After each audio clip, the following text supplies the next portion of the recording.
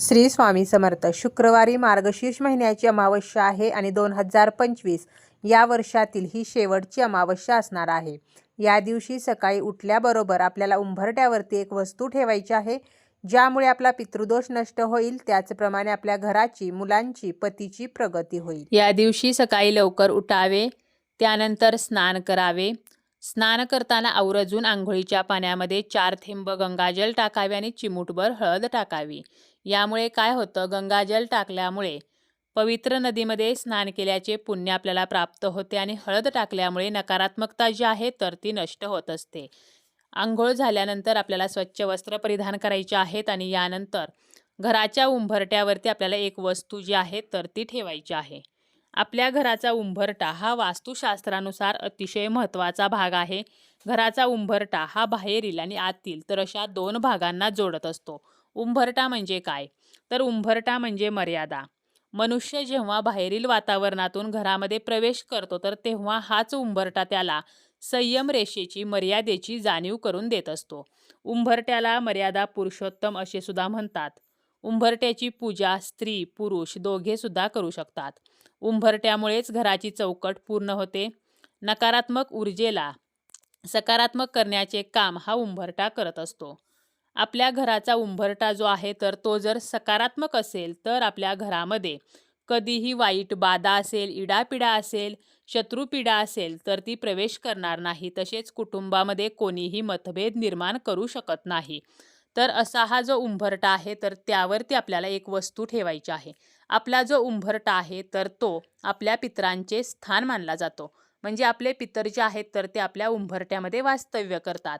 आणि बऱ्याच वेळेला काय होतं, आपल्याला पितृदोष निर्माण झालेला असतो.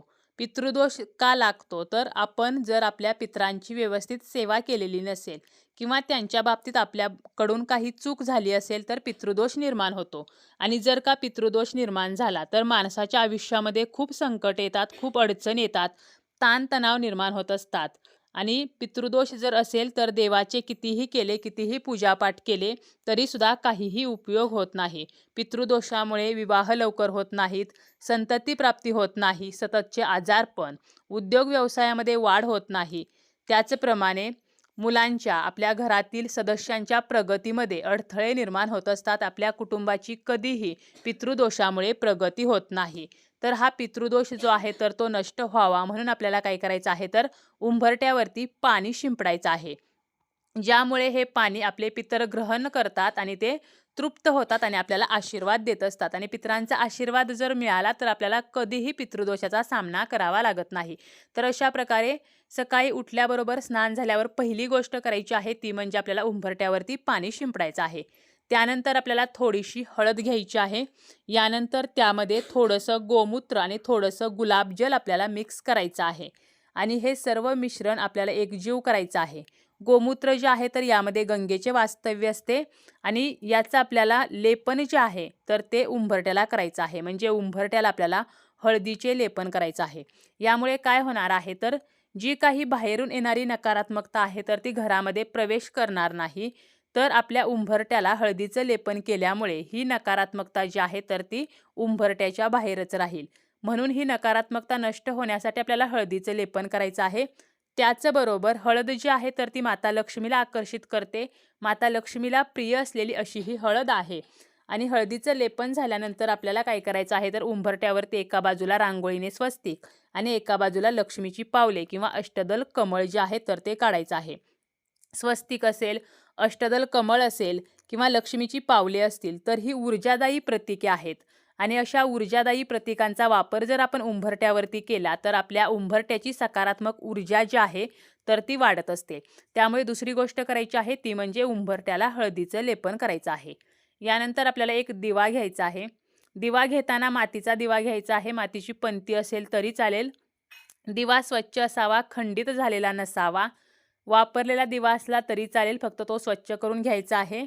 या दिव्यामध्ये आपल्याला तेलाचा किंवा तुपाचा वापर करायचा आहे आणि मुख्य दरवाजा जो आहे आपला त्याचा जो उंबरठा आहे तर त्या ठिकाणी आपल्याला हा दिवा प्रज्वलित करायचा आहे. दिव्याची जी वात आहे तर त्याची दिशा उत्तरेला करायची आहे. आणि आपल्याला या दिव्यामध्ये आपल्याला काही वस्तू टाकायच्या आहेत. 2 ते 3 काळ्या मिऱ्या टाकायच्या आहेत, 2 फूल असलेल्या लवंगा टाकायच्या आहेत. लवंगा अखंड असाव्यात आणि त्या लवंगांना पुढे जे फूल असते तर ते फूल असावे अशा 2 लवंगा टाकायच्या आणि आपल्याला 1 तुकडा भीमसेनी कापूर टाकायचा आहे किंवा आपला जो नेहमीचा साधा कापूर आहे तो टाकला तरी चालेल.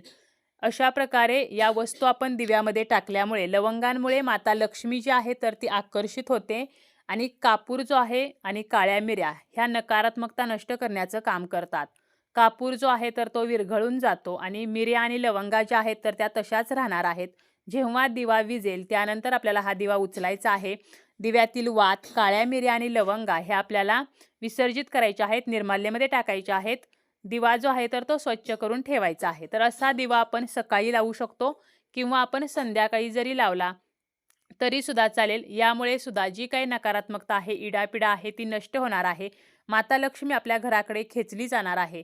आपल्या घरामध्ये धनासंबंधी समस्या असतील, पैशासंबंधी समस्या असतील तर त्यासाठीच आपल्याला ह्या दिव्याची वात ही उत्तरेला करायची आहे. कारण उत्तर दिशेचे स्वामी जे आहेत तर ते कुबेर देव आहेत. तर असा एक दिवा जो आहे तर तो सुद्धा आपल्याला आपल्या घराच्या उंबरट्यामध्ये ठेवायचा आहे. त्याचप्रमाणे आपल्याला काय करायचं आहे तर हा दिवा जो आहे तर तो आपण सकाळी लावायचा आहे किंवा संध्याकाळी लावायचाच आहे. तसेच त्याबरोबर आपण संध्याकाळी आपल्या उंबरट्यामध्ये कापूर जो आहे तर तो सुद्धा जाळायचा आहे. यामुळे सुद्धा नकारात्मकता जी आहे तर ती नष्ट होत असते. एक तामण घ्यायचं किंवा एक मातीचा मोठा दिवा घ्यायचा आणि त्यामध्ये आपल्याला 4 ते 5 कापराच्या वड्या ठेवायच्या आहेत आणि त्यासोबतच 2 तमालपत्र, 2 फूल असलेल्या लवंगा ज्या आहेत आणि थोडीशी पिवळी मोहरी तर हे सुद्धा आपल्याला ठेवायचं आहे. आणि असा कापूर जो आहे तर तो सुद्धा आपल्याला संध्याकाळच्या वेळेला, तिन्ही सांजेच्या वेळेला घराच्या उंबरट्यामध्ये जाळायचा आहे.